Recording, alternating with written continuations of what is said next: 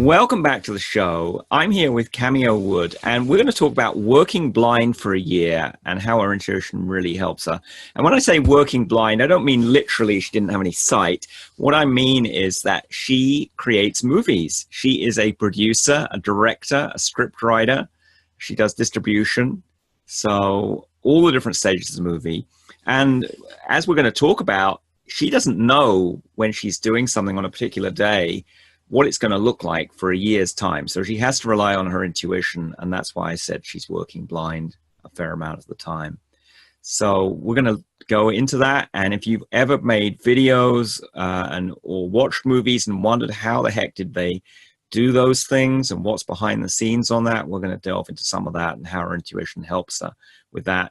And some of the more practical things like how she hires people for her movies. So, and some disasters and success stories she had there where she paid attention to her intuition or ignored it.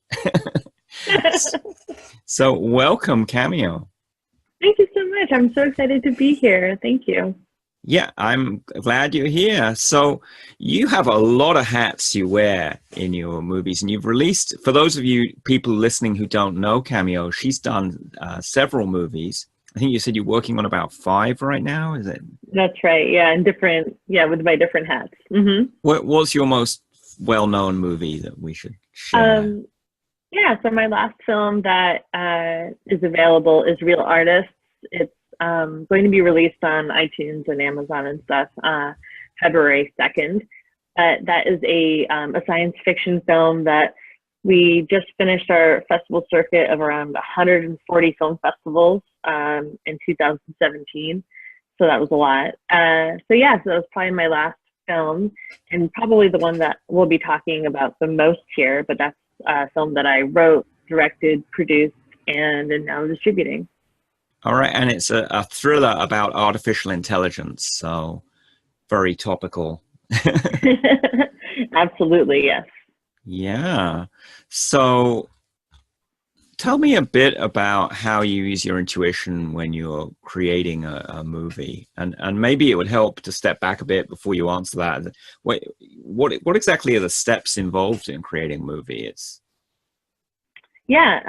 So part of what filmmaking is writing a script first and having a story to tell.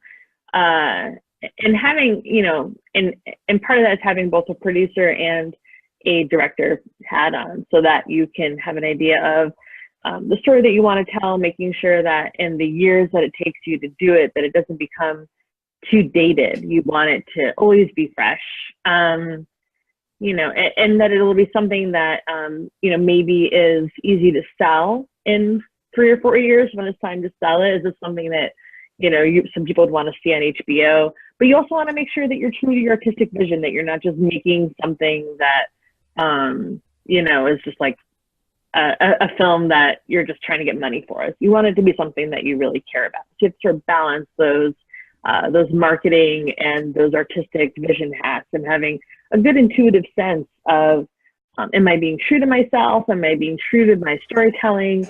But am I also not making a movie that no one will ever see and will not, ever make money, and that will leave me homeless? Like, you have to figure out what that balance is.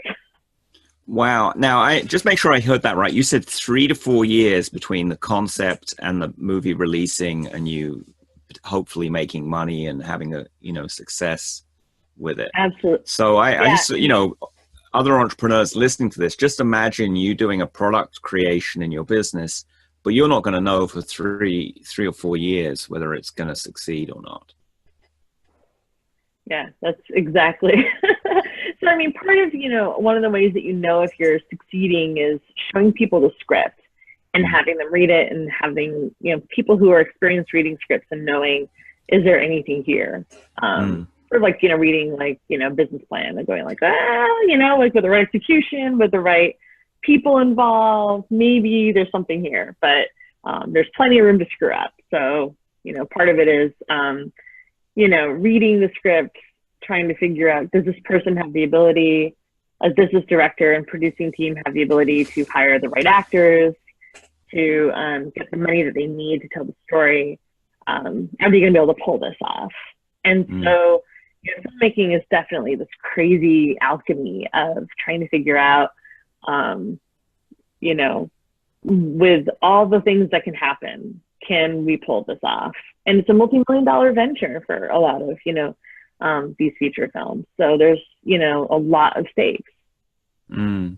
Yeah, it could be quite a lot of pressure when you're shooting, and I imagine the shooting doesn't always quite go to plan. Yeah, I mean, so for most feature films, shooting is between 15 and 25 days. So you spend a year and a half or so writing the script, getting pre-production ready, and then you only have a few days to shoot it, and then you have to spend another year and a half working with what you got. And for me, with Real Artists, I'd read a short story on a plane during the time when we weren't allowed to look at our phones or anything during takeoff. And I got a magazine from MIT's Technology Review, and it was sci-fi short stories. And I had read this one by a guy named Ken Liu, who hadn't really published much yet. And I was like, you know what? I just finished, studying neuroscience at Duke, and I was studying and I also studied artificial intelligence. And I felt like, hey, this is a story about artificial intelligence and filmmaking and artificial, and neuroscience. And these are things that I uniquely know as a filmmaker. These are things that are in my wheelhouse. I should make this movie. So I emailed him while I was on the plane saying, hey, I want to make this. And he was really nice and said, yes, of course, that sounds great. And, and I had some starts and stops along the way. And part of it is that this was my first movie that I was directing as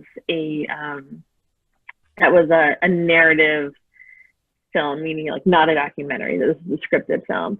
And, and I think that in doing it, you really have to, use your intuition to try to figure out, does this feel like how making a movie should feel?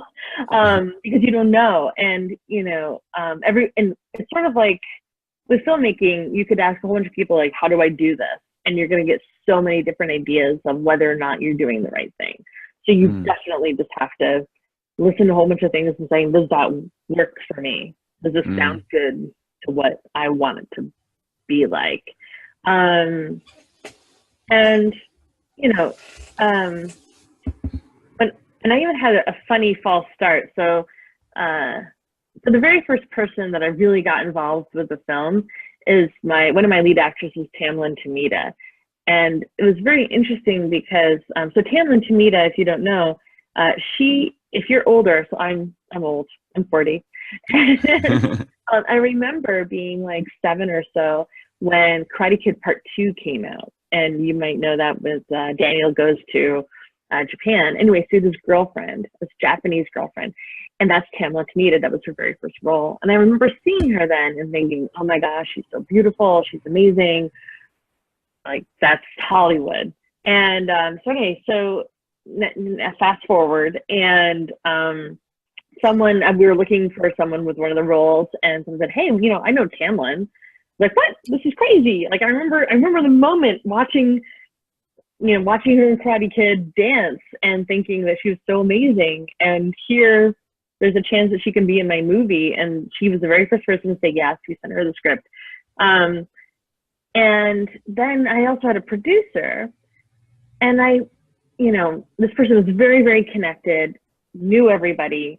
And I sort of said, I'm trying to work on the creative. I don't want to work on the nuts and bolts of things.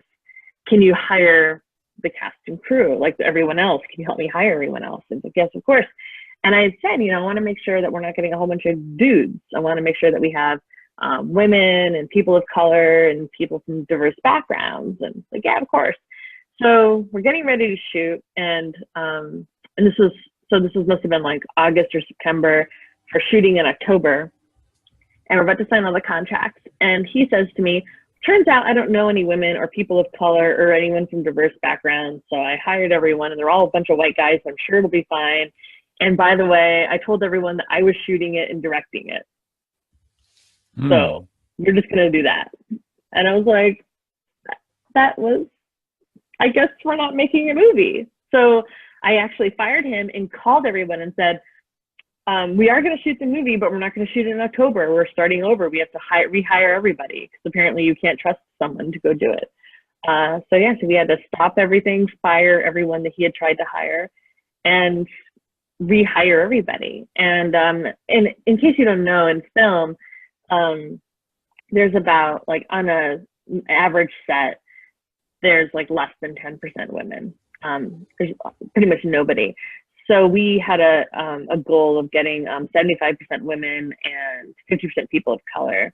And we met that, but it was very hard and it was very unusual.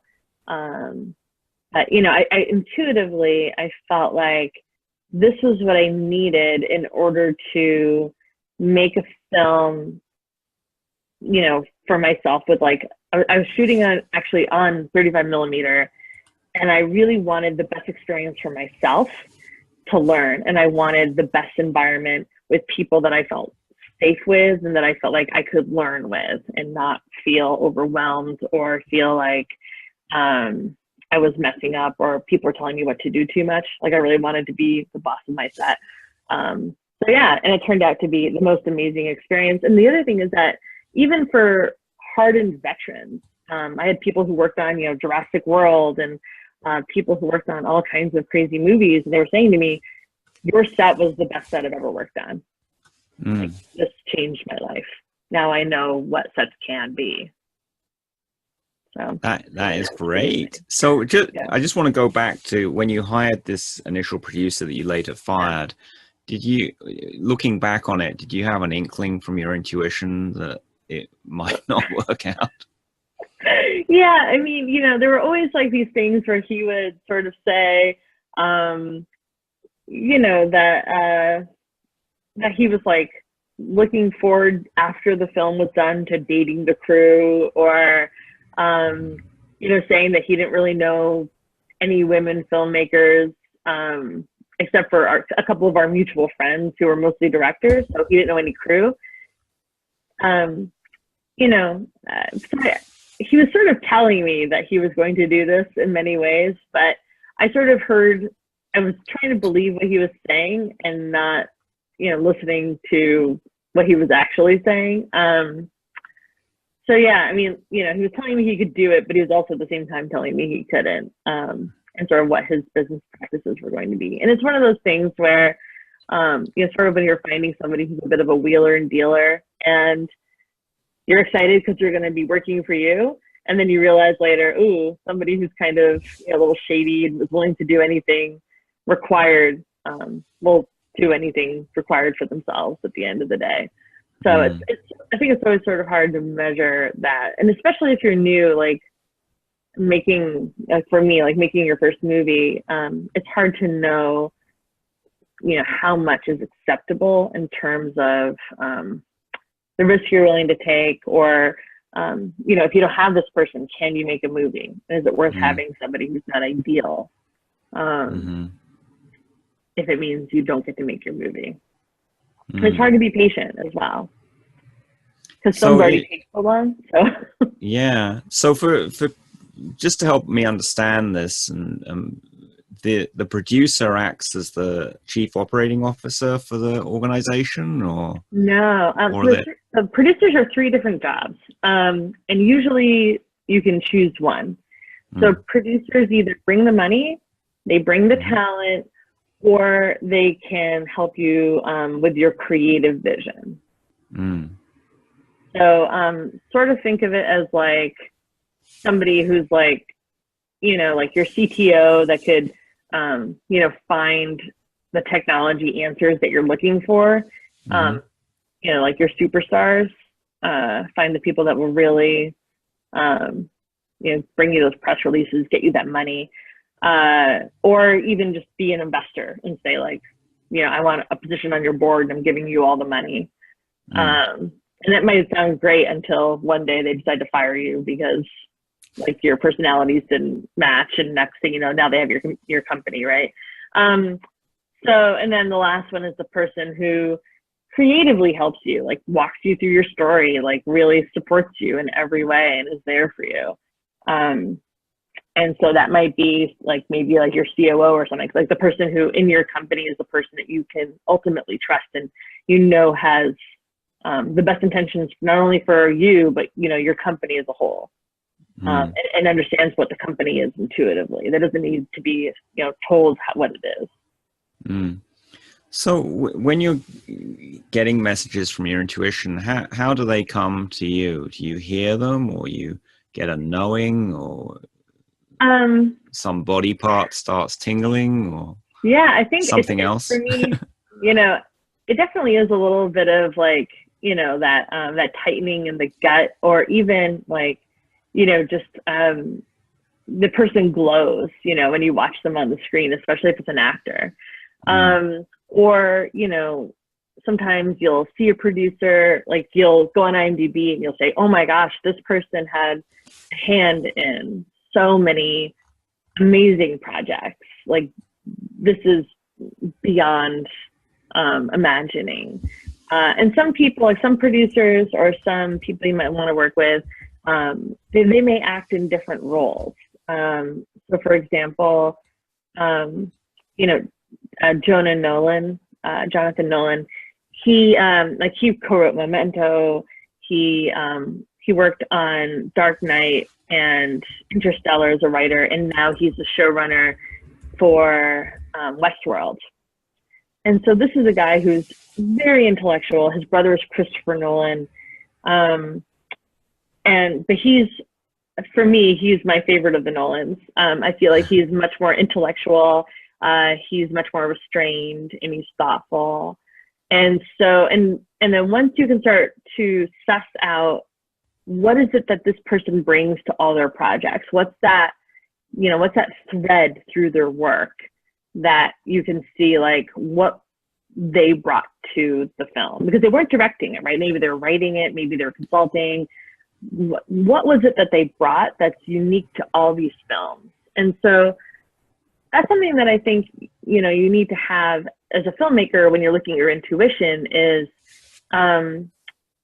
really delving into people's work, just figuring out who is it that's bringing the most joy and light into every project, and how do I get that person on my project, and how do I tell them, like, this is what I need you to bring, like these little bits from all these other movies you worked on, like I need some of that, and figuring out, like, who is it? Like, who is it on the movie that brought that? Who is it on that movie that hated that part? Like, maybe they hated a certain bit of what you've loved, And there's so many movies that, that we love and hate and are divisive about.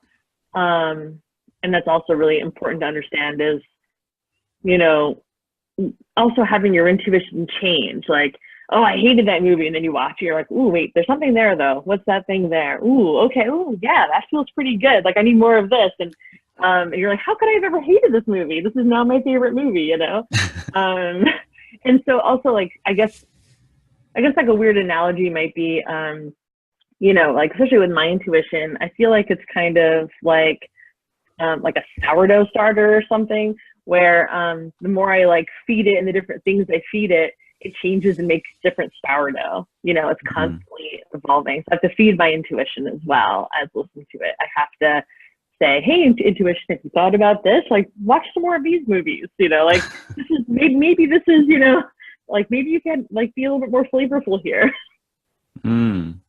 So you mentioned earlier that you shot your last movie on film instead of digital. Yeah. What was your reasoning behind that? Because doesn't that mean you're going to be blind for much longer? Yeah. So, yes, exactly. So at Sundance, oh my gosh, it was last year. So Sundance last year, I was just about to begin production on the film, and I went to a talk with Colin Trevorrow, Christopher Nolan. Colin Trevorrow, he did Jurassic World, and he just did the newest one, and a movie called Safety Not Guaranteed. Christopher Nolan, who we were just talking about, and then Rachel Morrison, who is an amazing cinematographer and shot Fruitvale Station. She just shot Black Panther, and she shot the most amazing movie that's probably going to win an Oscar this year, Mudbound. Anyways, the three of them were talking, and they were talking about shooting on film. And I went into this lecture, thinking that I was going to make fun of these people when I left. I was ready to say, who shoots on film? They're so pretentious. You know, like, this is ridiculous, shooting on film. Like, they have no justification. And the thing that I was surprised about was that the reason to shoot on film for most of these people wasn't how it looked on the screen. And not even that the workflow was better. Like, once you shot it, how you edit it, that wasn't what sold me. What they were mostly talking about was that when you have a film camera and you're shooting on actual film, it elevates the set and it makes everyone on the set feel like what you're doing is very important, and it's real. It's realer than shooting on like just a DSLR or something, or your iPhone. Shooting on film is, it means you've made it, you know, that you're doing it the real way. And that sort of resonated with me, and in a way that, you know, if I said to you, you know, come over, I'm going to, you know, do your portrait, and you come over, you're wearing a t-shirt and jeans, and I have a 6-foot tall canvas and my oil set aside, and I'm like, please have a seat. We're going to be here for a few days while I paint your portrait. You'll be like, whoa, let me change and maybe brush my hair. Like, I didn't realize the stakes were going to be so high, right? Because we were very casual about, you know, digital photos because we take them all the time. But having someone paint us, that would make things very serious, and we would, you know, compose ourselves a little bit more seriously. And I think that then extends to film, where, you know, people said they came on set and I had actors that they knew, and a beautiful location, the food was really good, and we were shooting on film. And they said that this elevated them, where, you know, they had this intuitive sense themselves that they would only get a few tries of a scene. They called takes. So they thought, like, well, I'm only going to have a couple of takes for every shot. So these all really have to count. Like, I can't, like, not know my lines, or I can't not know where to stand. Like, I only have a couple of chances to make this movie for every shot. So now the stakes are much, much higher. And I felt that as a first-time filmmaker, you know, I could have just shot on my iPhone or DSLR like everybody else. But, you know, for me, I felt like I needed all the tools in my toolbox, because I knew I was doing things a little unusually. Like, I'm a woman, first of all. There's hardly any of us in terms of narrative filmmaking. It's like less than 7%. I have a very female cast and crew, and, you know, people of color. I'm definitely hiring for that. So, you know, for some people that make them wary. And, you know, there's a whole bunch of these things that were sort of working against me. So it's like, what can I do psychologically to make things work for me? And so, yeah, I used the film out of the toolbox. But that also meant, as you mentioned, that, you know, I would shoot something and we would have no idea if we got the shot. We wouldn't know for days. After we were done shooting and we could no longer reshoot, we would have no idea if it had even worked. Like, maybe there was a problem, maybe there's a hair in the frame, like maybe somebody messed up when they loaded the film, the whole thing was exposed and we didn't get anything. Like, we had no idea. And the other thing is, the stakes are so high that if we had lost any of the shots, we wouldn't have had a movie. So we would have no idea, you know, what we would have. So when you have those high stakes, do you think you're having your intuition as the director makes a difference, and how so, if it does? Well, I mean, when you're on a film set, I think, you know, you are the owner of the world, and you're the only one that knows the world as well. Like, you're the only one that knows everyone's backstory, you know, every character's reasons for doing things. you know their intuitions. So a lot of times you're translating to people like, you know, you feel this way, like you're saying this line because of this experience you had in your childhood, you know, like you, and so you have to have every character's intuition in your head. And then you also have to have the storyteller's intuition that you're translating to other people. Like, you know, when you talk to your cinematographer, you're going to say like, you know, we want an angle that conveys nervousness. We need to convey, you know, or like something, we need to convey openness and curiosity. And so you need to be able to turn your intuitiveness on a dime, and that like, you know, how does this character feel? What's their intuition? What's this actor's intuition? Like, what are they going to try to do? And how can you help them change their intuition? So you basically have to have your own intuition of what kind of film are you trying to make? Like, what do you want it to look like with your, you know, everything that makes you you? How do you translate that into the movie that, you know, eventually will have your name as the director on it? But then you also have to know, okay, I know these actors, I've seen their work. I know what their first intuition is going to be when they translate the scene from the script to the celluloid. How do I guide their intuition? So you basically have models of everyone's intuition in your head so that you can just sort of like intuit their intuition. So it's very, very meta. You have to hold all these things in your head in order to, you know, really get the scene done. Mm. It sounds quite challenging, or exciting. Let's reframe it as an exciting adventure. I like that. Yeah, but then even when you've shot the movie, you've still got another year before, you know, getting the music composed and editing and all the other things that go to making a movie. And you really only find out when you screen it in front of a live audience what the actual effect is. So. Absolutely. And so, you know, part of it is that, you know, so you make this movie, and then part of what you're doing when you're editing is you're trying different shots, different cuts.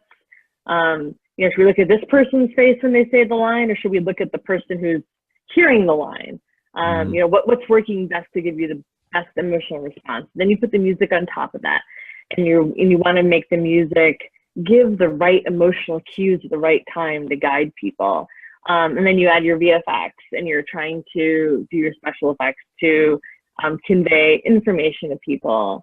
Then you're coloring it, and you're trying to get an idea of how can you convey emotion and really convey story through the way that you're changing the tints and tones of things. And all those things, you know, layer on top of each other. And you know that, like, it's all going to work out in the end, but you have no idea what it's actually going to look like on the big screen until you see it on the big screen. You know, and then when you're doing like the sound mix and all these things. So, and a lot of it is that you just have to believe that you know what you're doing, and you know that it's going to work out, and it's going to look great, and the story is going to make sense. But you really have zero idea how it's all going to work out until you see it in the big screen. And then further, when you see it with an audience. And I've had this experience where there's this like 5 frames in my movie where we had these like posters made that are kind of like Pixar spoof posters. And because it's an animation studio in the film. And there's this one scene where a character walks off stage and reveals a poster behind her. And it was never meant to convey anything other than like, this is an animation studio and we have movie posters. But some audiences see it and they love spoof posters or something, and they just start laughing. And as a result, because they're laughing into the next scene, which is supposed to be like a sinister scene, they miss all the dialogue and they have no idea what's happening. And they usually don't like the movie if they laugh at the poster. But if they don't laugh at the poster, they love my movie, and then they give me like a best film of the festival award. So it's this funny thing where I can always get the sense from the audience and like what film they put before mine and what they think my film's going to be. Like whether they think my film is supposed to be like a comedy or what they, like, they're just not sure yet. And if they laugh at this one damn scene, then I'm like, oh, they're not going to get it the right way because their emotions like it fell off a cliff, you know? So it's so frustrating. You know, and it's one of these things where you don't know it until you're in the audience and then suddenly everyone's laughing and you're like, what do you guys all like that? No. And you can't change it. Like once you have it, like that's the movie you have. Yeah, it sounds so much harder than, you know, a lot of entrepreneurs work with software and making websites that, you know, interact and sell things, and they get so much immediate feedback, right? You put up a landing page and you can tell whether people are opting in or buying, and they even have those tools where you can see where their eyeballs are going. I don't know if that happens for movies, that you can tell where people are looking on the. Oh yeah. Yeah, they have that too. Okay.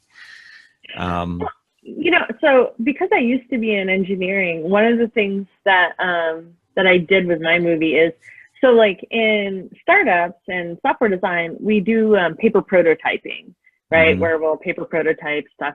And so for my film, we do a thing where we storyboard, and then you hire a couple of actors to read your script, and then if you animate that that recording with your storyboards, that's called making an animatic.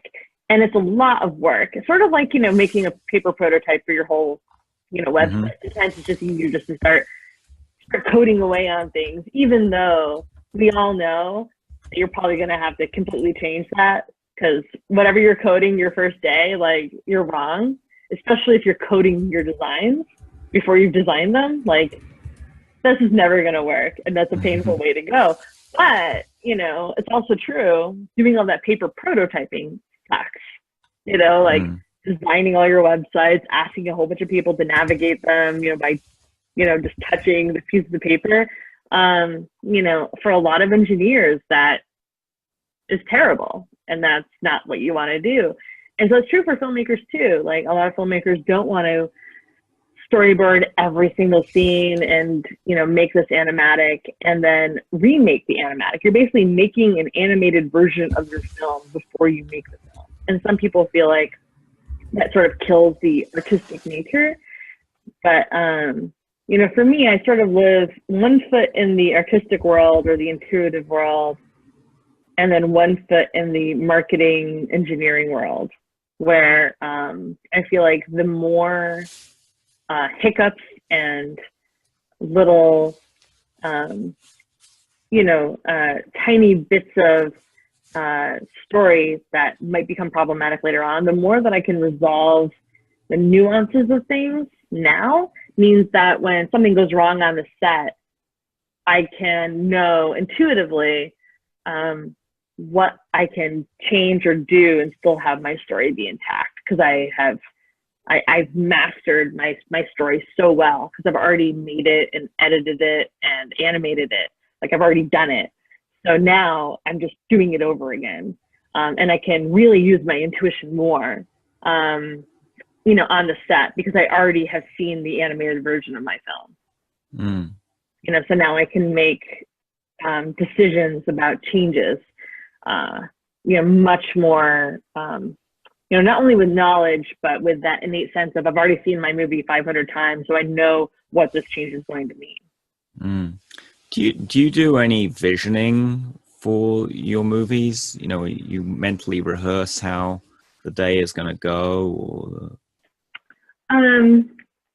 Yes and no. I mean, so when you're making a film, like, you have something called a shot list. So I know I'm going to be doing these 3 scenes, looking for these shots and these camera moves. So I certainly know that. But, you know, when one of the things with filmmaking is something's going to break, something's going to be messed up, something's going to go wrong. And so you have to have, you know, your plan and your vision, absolutely. And you also have to know that you have to be ready to ditch it at any point, and have a plan, like, or have the ability to know what to do when everything is on fire around you. So, you know, we didn't have too much of that, but we did have a key special effects scene that we had to sort of just figure out as we were doing it. And we only had a half an hour, and it was the very last scene we were shooting. And we had to figure out intuitively on the fly, how are we going to shoot this special effects scene so that it'll actually come across correctly? Or another example is we were running short, and I was just like, well, we had these scenes with dialogue, and I had this one scene that didn't have dialogue but was very important, but that was the only scene I could cut if I was going to run short for the day.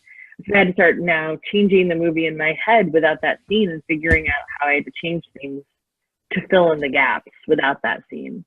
So always having the sense of, what do you have to shoot? What can you leave on the, you know, on the script page that will never be shot?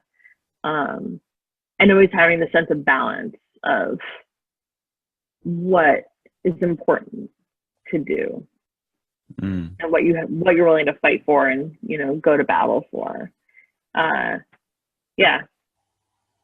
And always having that mental model of your movie change all the time. So when you're wearing your producer's hat, you know, what are some of the decisions you're making about how you spend the money in different ways? Yeah. So, you know, as a producer, most of what I do is logistical and financial. And so, you know, I have to, it's so hard. I feel like I'm schizophrenic because I have to, I'm like, well, you know, we can go to this film festival, like let's say Cannes or something. We went to Cannes this year, and it's like, well, is it worth $5,000 per person to go?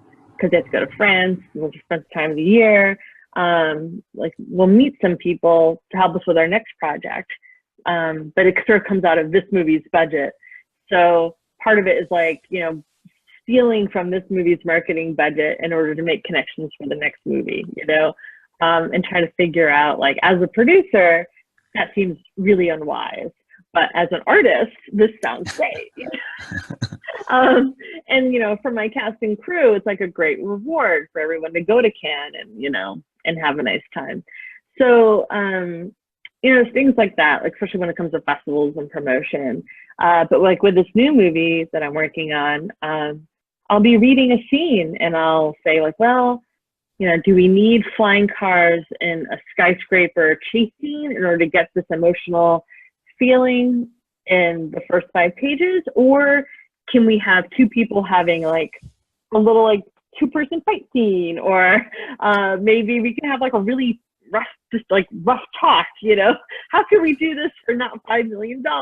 And so, you know, a lot of what I'm doing now is having that producer side of me have an inner dialogue and fight with my screenwriter side of me and trying to figure out the best way to make this movie that doesn't cost you know, millions and millions of dollars more than it needs to. Yeah, because the decisions you make as a screenwriter really affect the costs down the road. Absolutely. I mean, you know, like, and I think this is probably true for business too. I mean, like, you know, if somebody were to like have like a business plan that's like, well, you know, if on day 1 you have, you know, 5,000 computers and you're making Bitcoins, you can basically generate all the money you need for all of your future business endeavors. Be like, step 1, solve. And it's like, that's not how you start. You know? That's not how you start a company. And so, like, you know, a lot of times, you know, so many scripts will have, you know, people like jumping off cliffs or buildings blowing up or like massive car chase scenes that involve, you know, cars blowing up, not realizing that they have now priced themselves out of every reader who's trying to look for a script for their first movie or second movie, and they've only got like $200,000. They don't have $5 to $10 million to make this movie. Like Steven Spielberg is not reading their script saying, this is the script I want to do, you know? So it's really hard to write a story that takes place in a house, like one house or one room, or only has 3 characters. That's really hard. And that's why, you know, the people that can write engaging stories about that are hyper successful. You know, because writing This movies explains why in Reservoir Dogs they don't show the heist or the car chase. They just have a lot of scenes in a warehouse where people are dripping blood. That's exactly the reason. That is exactly the reason. It wasn't, you know, to create dramatic tension, although that it did create that. Exactly. So like, so Quentin Tarantino was like, all right, I don't have 10 cars I can smash, right? I've got 6 amazing actors and I've got a warehouse. So how can I create this like mobster heist movie with blood and drama and disaster and never show you any of it, you know, but make you see it in your head. And there's like, you know, so Signs is a very divisive movie. It's by M. Night Shyamalan. One of my favorite scenes in Signs actually is when everyone's in their basement, the aliens are coming and they're so scared.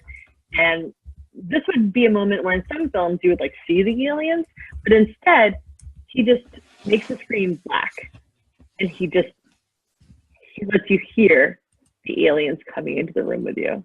And as a result, like you're so creeped out because you can hear them coming in, but you can't see anything. And your brain is filling that space with a way bigger budget than any Hollywood movie could ever have, you know?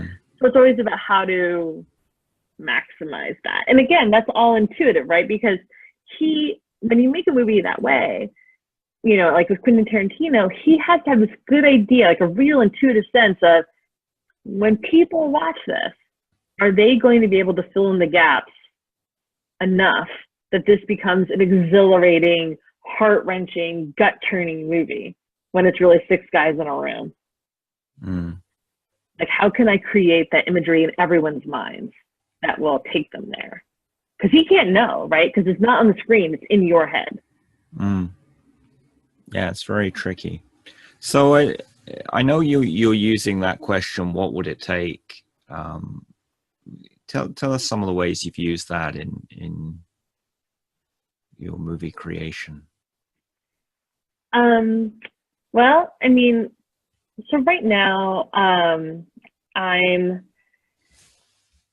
my next movie is called The Atomist, and it's a time travel movie. And one of the things that I'm constantly trying to work on in the script writing process I'm in right now is figuring out, so my main character is a young Black queer woman about 100 years in the future. And she comes back to our present, so the year like 2020. And a lot of what I need to do is, in my storytelling right now, is really assess,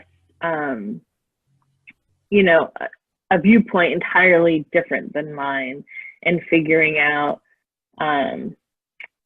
you know, how people's motivations, especially people that are not me, how they get themselves into places and in situations and desires that are alien to my own. And so, you know, and a lot of that is in some ways almost retraining my intuition, I would say, you know, because, and I think that, you know, we see this a lot with tech as well, especially in AI right now, where, you know, we sort of think we know what an AI should be. We think we know that, you know, AIs are, you know, for example, I think it was Hilton or something, they have an AI that can talk to you about housekeeping, and her name is Gloria, I think. And that seems right, you know, of course, like, you know, your housekeeper is a lady named Gloria, or, you know, Maria. I think it was Maria, actually. But then when you think about it, you take a step back, it's like, wait, why are we having women as the housekeepers? And why are we using Spanish sounding housekeeping names? And that's really what we're trying to go for right now. And so I think that sometimes, you know, we have to take a step back and ask our intuition, you know, is this, how much of our bias is feeding our intuition? And is that where we want to go with it? And then rethinking that, and then seeing what our intuition says once we've thought about it a bit. Because our intuition changes, I think. sometimes when we ask it hard questions. And I really like, especially in tech, asking our intuition questions. I like having that conversation with what's my gut response? How do I feel about that gut response? And do I want to challenge it and see if that's worth challenging? Because I think that, our intuition and our gut response is so valuable in listening to it, because I think, it's what gives us purpose and gives us, it makes us feel very competent in what we're trying to do. But I think that it's also very valuable to be able to take a step back and say, well, my gut response is to do this, but in retrospect, maybe that was the wrong thing, and how do I fix it? Because I got a poor, I got a poor response out of it. I got a poor result. So how do I fix it? How do I recalibrate a little bit? And that's, I think, one of my favorite things to do in my work is recalibrating my intuition. How do you recalibrate your intuition? I think that for me, it's messing up and being okay with messing up and making mistakes. Especially if I give myself the space to have the hard conversations that are required, or the hard readings, to figure out where I messed up. Because the reality is I usually don't know why I messed up. When I make a poor decision, whether it's an artistic decision or, a business decision, I may not know what it was that I did that was the downfall. So a lot of it does have to be talking with mentors, talking through with other people, figuring out listening to that moment when they say, well, why did you do it that way? You're like, oh, what? I thought that was the right thing, but maybe that is the reason why things went wrong. Maybe that is the reason why things went off the track. And really listening to the questions that people ask you about your process, especially when you're doing something new. Because when you do something new, it could either be, ooh, I'm being so innovative, or ooh, 1,000 people tried that, went really wrong, and you made the same mistake. And trying to figure out where that is. And I think, so for me, shooting on film was actually super awesome. I got amazing opportunities I never would have gotten elsewhere. And a lot of people questioned shooting on film. So that was great. I will say, in retrospect, I had made with my location, I said I would only shoot 10 hours instead of the industry standard of 12. Totally shouldn't have done that. That was a huge mistake. And it meant that my film was so much harder to do. Other things are stupid. Like, I thought I would save money by only serving people one meal a day. Turned out, nope. It turns out industry standard, if I'd really looked it up, it was 2.5 meals a day. And I would have really made my movie so much happier and a better place to be if I'd done that. So, a lot, and that was ignorance. Or, I thought I was saving money in some ways.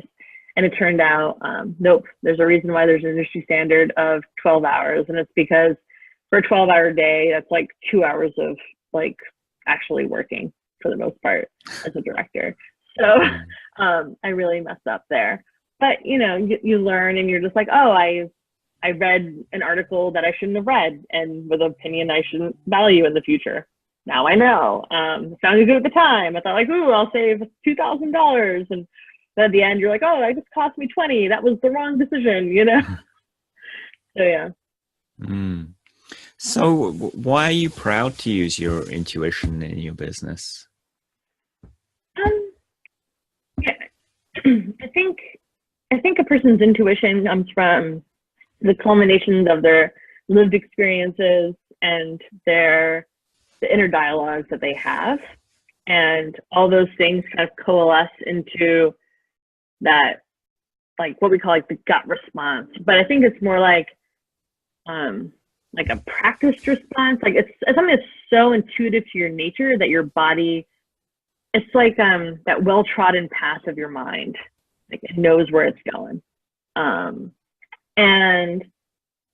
I think that we, at least myself, like I developed that, you know, I work really hard to develop my mind with things that I think are of value. And whenever I find that I'm going off on a poor path or a path, or my intuition is taking me somewhere that isn't going the place I want to go, I think I work really hard at redirecting that and taking a different path and doing that enough that my intuition no longer sends me down that path that's not leading me where I want to go, and now it's leading me where I do want to go. And you know, part of that I think is, you know, having rituals and practices in your life and visualizations in your life that that reinforce those pathways in your mind, even if they're like they're just neuronal pathways. Surrounding yourself with the things that you want in your life help to strengthen that aspect of you, I think, your intuition. So I think when you do that and you're very conscious of doing that, of developing that part of your intuition, of getting those, you know, gut punches and saying, yes, that's a good one, and getting one and saying, I'm gonna trust it, but if this doesn't work out, intuition, you and I are gonna have a talk. We're gonna have to, you know, go and have like a retraining montage, you and me. And so, yeah, I don't know. I mean, I really value my intuition in that, you know, I think that I know when my intuition is telling me that something's good and when something is valuable.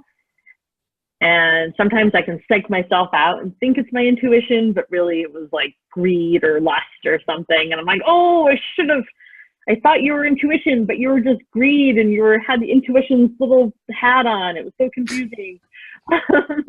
So, you know, I think we can always trick ourselves as well. But I try to not have that happen. Right.